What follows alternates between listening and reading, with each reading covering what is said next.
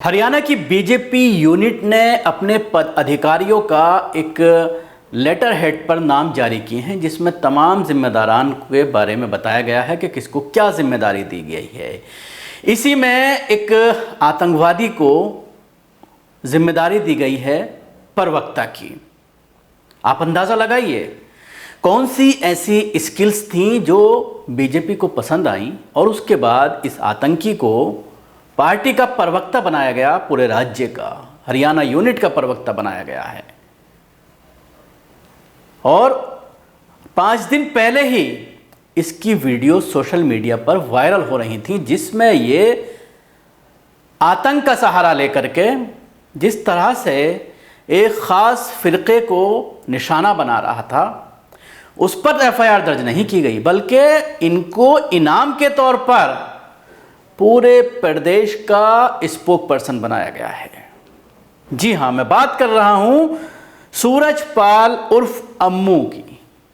सूरजपाल का भी वीडियो आसिफ की जो लिंचिंग हुई है उसके बाद जिस तरह से यहां पर महापंचायत की गई कोविड के दौरान और 50,000 लोग एक ही छत के नीचे जमा हुए, एक ही टेंट के नीचे जमा हुए, और जिस तरह से तूफान बदतमीजी वहां पर स्टेज से की गई, कानून को हाथ में लेकर के लेते हुए लोग नजर आए और पूरी धज्जियां उड़ाई गई, कोविड गाइडलाइंस की धज्जियां उड़ाई गई भारतीय कानून की।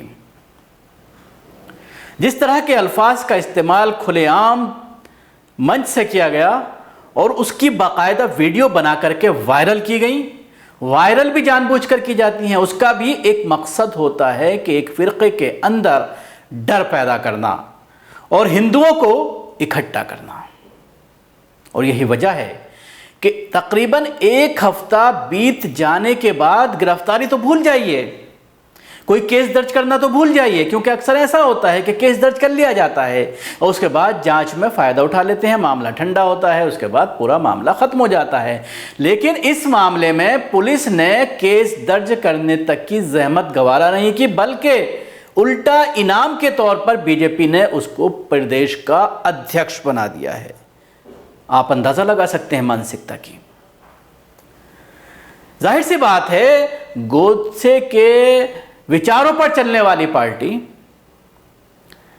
जो सिर्फ आतंक की बात करता है, और जब इस तरह के उनके नेताओं के जरिए कोई बयान दिया जाता है और लोग आवाज़ उठाते हैं कि उसके खिलाफ मामला दर्ज किया जाना चाहिए, गिरफ्तारी होनी चाहिए, वो सब छोड़ दीजिए, बल्कि उसको इनाम के तौर पर प्रदेश का प्रवक्ता बना दिया जाता है। उसको इनाम दिया जाता है कि तुमने बहुत अच्छा बोला, तुमने बहुत अच्छा मुसलमानों को घेरा, तुमने बहुत अच्छी तरीके से एक धर्म विशेष को निशाना बनाया, अब हम तुम्हें इनाम के तौर पर प्रवक्ता बनाते हैं, ताकि अब ये काम तुम टीवी चैनल्स में बैठ करके और पार्टी का पक्ष रख करके इस लैंग्वेज का इस्तेमाल करके सत्ता तक पहुंचाएं। जाहिर सी बात है, जब जब इस तरह का मामला सामने आता है, पेंडेमिक हो, महंगाई का मामला हो, या सरकार कहीं ना कहीं गिरती हुई नजर आती है, तो इस तरह की महापंचायतें होती हैं, इस तरह की चीज़ें निकलकर सामने आती है, लिंचिंग होती है, गौहत्या के नाम पर मुसलमानों को मारा जाता है, और उसके बाद माहौल बना करके सरकारें बनाई जाती हैं। बिल्कुल ये एक पूरी तरह से प्रैक्टिस हो गई है इस तरह की चीज़ों की करने की, जिसको बार बार आजमाया जाता है, क्योंकि ये बहुत ही कामयाब फार्मूला बीजेपी संघ और आरएसएस को लगता है। यही वजह है कि इस तरह के लोगों को खूब प्रमोशन मिलता है।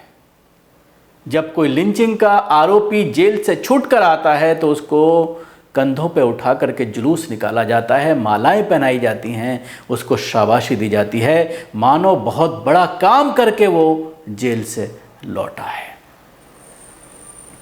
इसी तरह की लैंग्वेज अगर इस्तेमाल की जाती है, ना सिर्फ आरएसएस के लोग बल्कि अपने आप को सोशल मीडिया पर सेकुलर कहने वाले हंगामा करना शुरू कर देते हैं।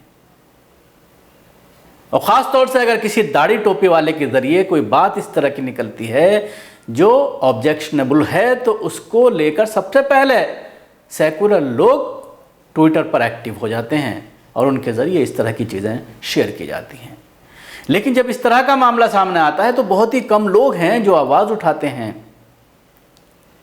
जब इस तरह के नेता के ज़रिए ऐसी चीज़ सामने आती हैं, अब जिस तरह से इसको बीजेपी का प्रवक्ता बनाया गया है तो इसको लेकर भी आवाज़ ज़रूर उठ रही है, लेकिन इतनी बड़ी संख्या में लोग सोशल मीडिया पर एक्टिव नहीं हैं इस मामले को लेकर। वहीं उमर खालिद की बात करें, सुधा की बात करें, कप्पन की बात करें, स्टेम स्वामी, तनाशा की बात करें, इन सब के ऊपर यूएपीए लगाया गया है सिर्फ बोलने की वजह से। और किस तरह की लैंग्वेज इस्तेमाल की गई है वो भी आप देख सकते हैं, और इसने किस तरह की लैंग्वेज इस्तेमाल की है वो भी पब्लिक डोमेन में है। और आप खुद फैसला कीजिए क्या न्याय हो रहा है, क्या देश में अब भारतीय संविधान किसी हद तक बाकी है या पुलिस उसका बेजा इस्तेमाल कर रही है। ये और पहली बार नहीं है कि इसके ज़रिए इस तरह का कोई बयान दिया गया हो, बल्कि करणी सेना का ये अपने आप को अध्यक्ष बताता है। और जिस तरह से दीपिका पादुकोण के खिलाफ इसने उनका सर कलम करने के लिए 10 करोड़ रुपए के इनाम की घोषणा की थी इस शख्स ने, उस वक्त भी काफ़ी हंगामा हुआ था, लेकिन उसमें भी कोई एक्शन नहीं लिया गया क्योंकि सरकार बीजेपी की है। हरियाणा में बीजेपी की सरकार है। इसके बेटे की अभी 15 दिन पहले मृत्यु हो जाती है तो सारे बड़े लीडर बीजेपी के इसके घर पर सांत्वना देने के लिए पहुंचे थे और इनको इनके साथ खड़े होने की बात कही थी फैमिली के दर्द दुख में।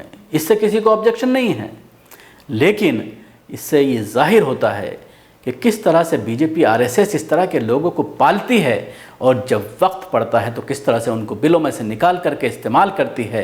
अब जिस तरह से उत्तर प्रदेश में इलेक्शन हैं और उसकी तैयारियां ज़ोरों पर हैं तो इस तरह की चीज़ें इस्तेमाल की जा रही हैं। मैं आपसे जानना चाहूँगा, आप कमेंट्स बॉक्स में जाकर के हमें ज़रूर बताएं कि क्या इसके ख़िलाफ़ एफआईआर दर्ज नहीं होनी चाहिए और बीजेपी अब इसका इस्तेमाल नफ़रत फैलाने के लिए करना चाहती है और यही वजह है कि इसको अब प्रवक्ता बनाया गया है। तो मैं जानना चाहूँगा, आप कमेंट्स बॉक्स में जाकर के ज़रूर बताएं कि क्या बीजेपी का ये कदम सही है। इसके साथ ही हमारे चैनल को सब्सक्राइब करना ना भूलें, बेल आइकन ज़रूर दबाएं। धन्यवाद। सभी अहम खबरों के लिए न्यूज़ MX को सब्सक्राइब करें, साथ ही बेल आइकॉन को जरूर दबाएं। लाइक, शेयर, कमेंट करना ना भूलें।